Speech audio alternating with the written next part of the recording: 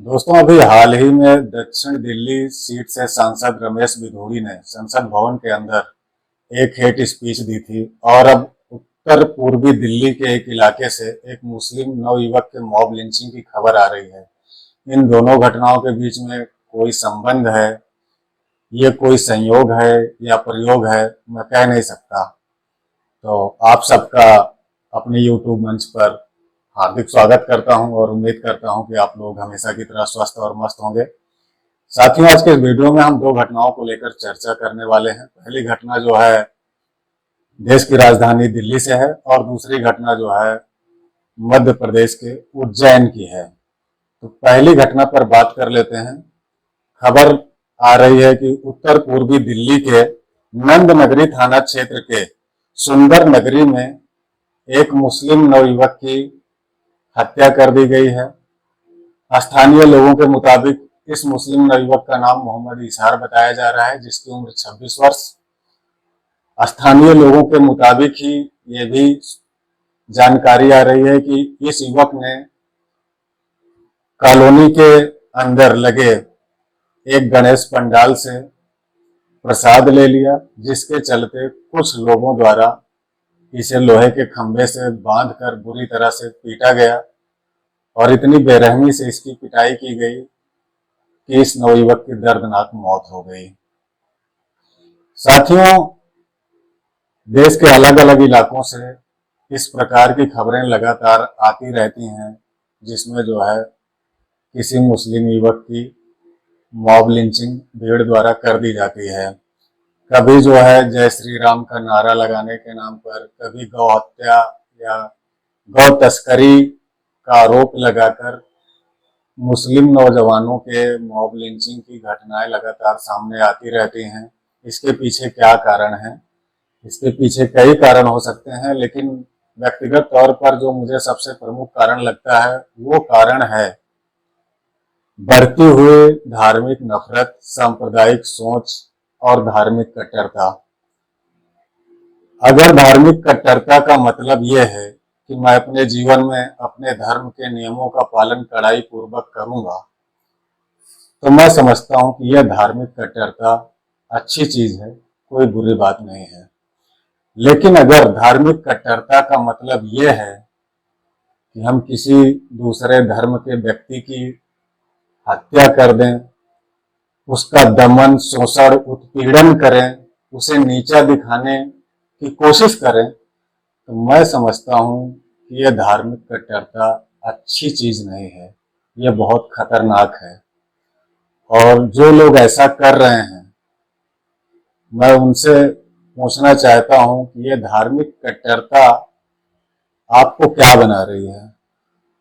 आपको धार्मिक बिल्कुल भी नहीं बना रही है। आपको यह धार्मिक कट्टरता अधार्मिक तो बना ही रही है, साथ ही साथ आपको अपराधी भी बना रही है, आपको हत्यारा बना रही है, आपको एक हिंसक पशु के रूप में बदल रही है।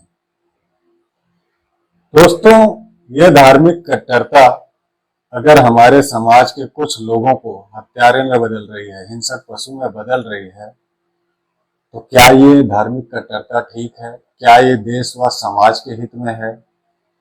ये सोचने का समय है। इस पर अगर आज हम नहीं सोचेंगे तो इस तरह की घटनाएं बार बार हमारे सामने आती रहेंगी और जो है मासूम लोग इसी तरह से अपनी जान गंवाते रहेंगे। इस पर विचार करने की जरूरत है, क्योंकि मेरा मानना यह है कि एक अच्छा धार्मिक होने के लिए एक अच्छा इंसान का होना भी बहुत जरूरी है। और यहाँ पर हम देख रहे हैं कि धार्मिक कट्टरता के चलते कुछ लोग इंसान से हिंसक पशु के रूप में बदल जा रहे हैं। धर्म हमें करुणा सिखाता है, प्रेम सिखाता है, हमारे अंदर दया की भावना को बढ़ाता है। लेकिन आज हम देख रहे हैं कि धार्मिक कट्टरता के चलते कुछ लोग जो है किस तरह से हत्यारे बन रहे हैं, अपराधी बन रहे हैं। मैं इसे बिल्कुल भी धार्मिकता नहीं समझता हूँ। इस तरह की धार्मिक कट्टरता ना तो देश के हित में है, ना समाज के हित में है। इस पर आप लोग सोचिए जरूर। और अब आते हैं, बात करते हैं दूसरी खबर के बारे में। दूसरी खबर जो है मध्य प्रदेश के महाकाल थाना इलाके में एक 12 वर्षीय बच्ची के गैंग रेप से संबंधित है। महाकाल थाना इलाके में बड़नगर रोड पर दांडी आश्रम के पास एक बच्ची सोमवार शाम घायल हालत में मिली। उसके कपड़े खून से सने थे।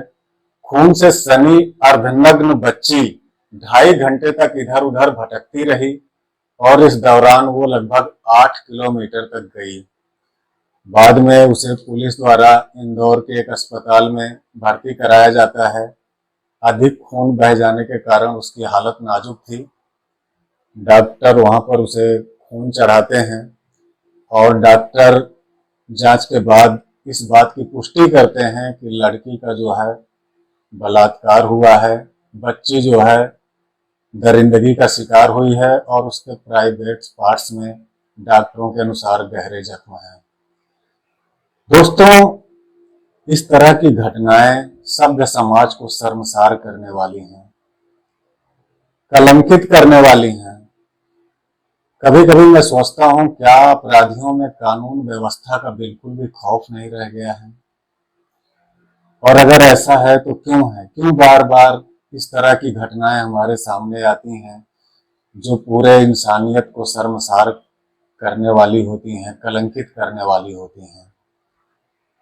और इस तरह की घटनाएं उस वक्त, ऐसी घटनाओं के होने के चांसेस और भी ज्यादा बढ़ जाते हैं जिस वक्त हमारे देश में बलात्कार के अपराध में सजा काट रहे अपराधियों को रिहा कर दिया जाता है, जिस वक्त बलात्कारियों के पक्ष में तिरंगा यात्रा निकाले जाने जैसी घटनाएं हमारे सामने आती हैं, और फिर वो चाहे मामला ब्रजभूषण सिंह का ही क्यों ना हो।